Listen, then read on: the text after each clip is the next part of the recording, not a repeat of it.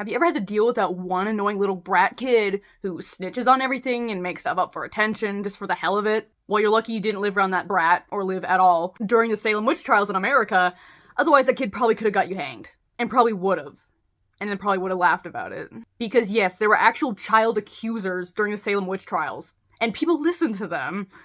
I mean, listening to them is one thing, but actually believing them to the point that you hang the people they accuse? What? The whole occurrence of the Salem Witch Trials in America was so stupid. It was so mental the whole time. Common sense just flew out the window, propelled out the window, for pretty much everyone. And the Salem Witch Trials only went on 1 year. It started in January of 1692, and was pretty much puttering out by the next January of 1693. But still, 150 people were accused of being a witch or a sorcerer or something stupid, and 25 of them were killed, some of which died from the torture they received in prison. Unlike the European witch trials, no one was actually burned in America during the Salem Witch Trials in Massachusetts, but majority were hanged, and one guy was even crushed under giant boulders. And you could be accused of being a witch for anything. Literally anything. If anyone had the smallest drop of bad blood against you, they could pretty much outright accuse you of being a witch, and there's a good chance you'd end up hanged for it. Or, if you had property that someone was jealous of, an easy way to get rid of you is to accuse you of being a witch. And the trials for the witches, such a joke. They even allowed spectral evidence, which means a person could accuse someone's spirit of harming their spirit, or harming them spiritually, not even physically. How could you conjure up any semblance of evidence for the court with that? Spectral evidence?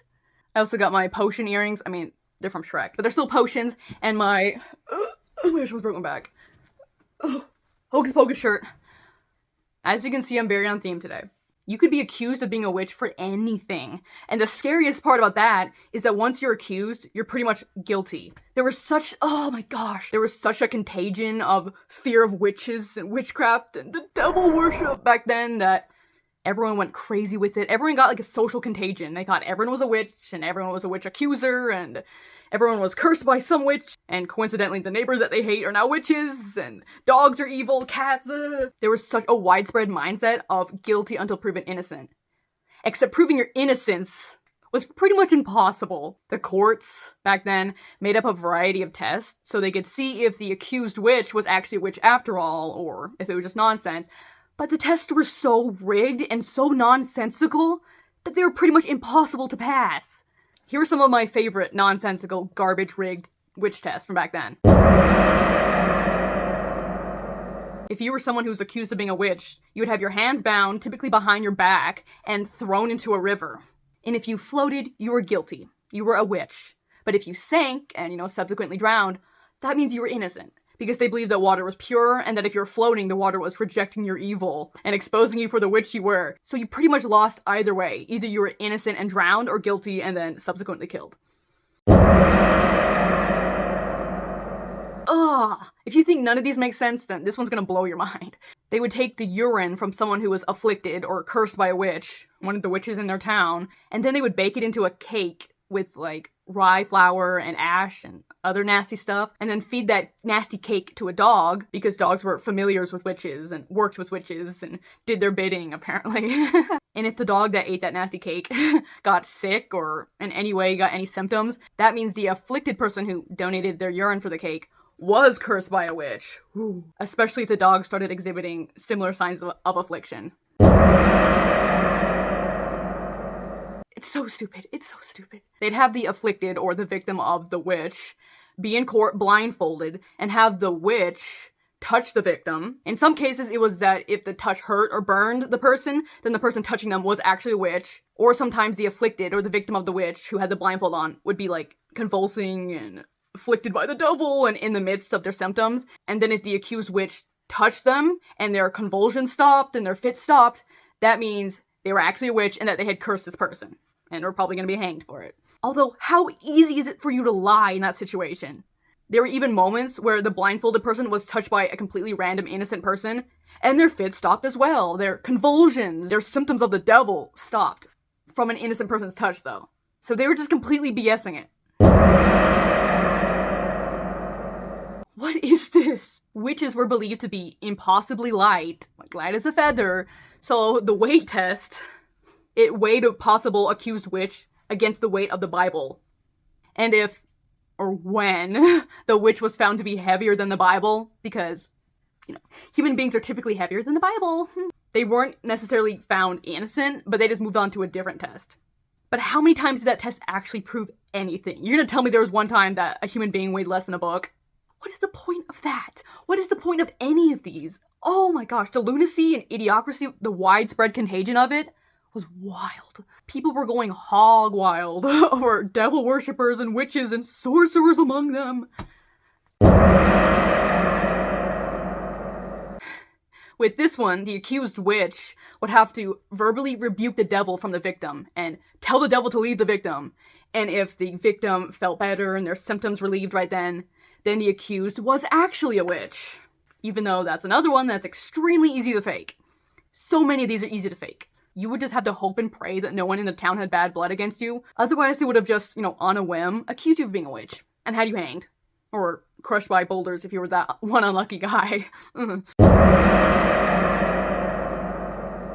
And this is the one I probably would have got me. I mean, all of them would have got you because that's the point. They're all out to get you and prove you guilty regardless. But with the prayer test, the accused witch had to recite the Lord's Prayer or another scripture passage from memory perfectly. And if you messed up a single word in the prayer or scripture you were reciting, guilty.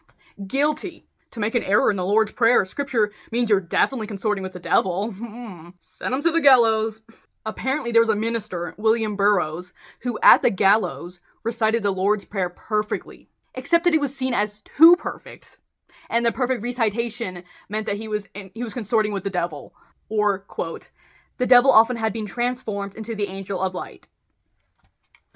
So you cannot win. You cannot win. If you were accused, you're pretty much good as dead.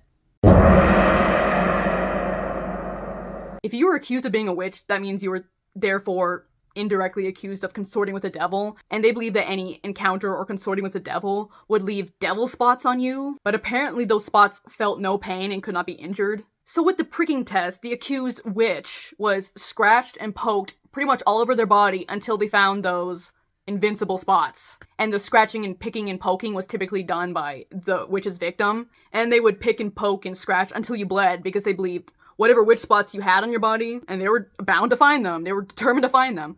But they believed those spots were invincible, or impenetrable.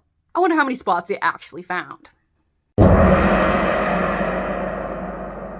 For the skin test, they would strip the accused witch down, and the witches accused in the Salem Witch Trials were not all female. There were quite a few males.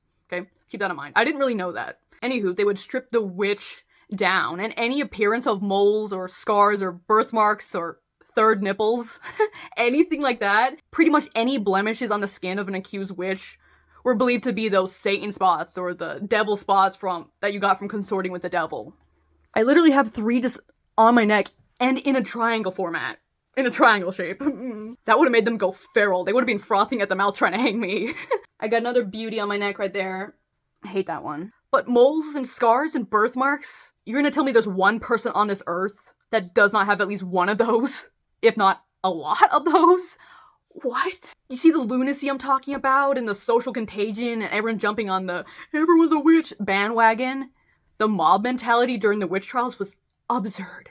I think it also might have been a case of I got to accuse someone before someone accuses me. So they were kind of all jumping at each other's throats all the time. Even children, which does not surprise me. Most of the accusers were under the age of 20. What? And like I said, the first accusers of this whole madness were 9 and 11, and they just got sick, and then they blamed the neighbor for cursing them. Hang those 2 children, I don't care. Also, did you know that 2 dogs were actually executed for their alleged contribution to witch rituals? Because, apparently dogs work hand in hand with witches, and they're their closest allies. It was such an embarrassing moment in America's history. To be fair to the Americans, to the current Americans, these people were freshly British, okay? They were bringing their British ways over with them, okay? Because in the extensive history of Britain and Europe as a whole, there was all varieties of witch accusations and devil worshippers being killed and all that kind of stuff. So they brought their madness over with them, okay? It was absolutely one of the most brain-dead times in American history. Oh my gosh. I guess to be fair, the lunacy and the idiocracy and the overall unfairness of the witch trials, they did lead to eventual changes in how the court system operated. Thank goodness. And they kind of, for the most part, abandoned the idea of guilty until proven innocent.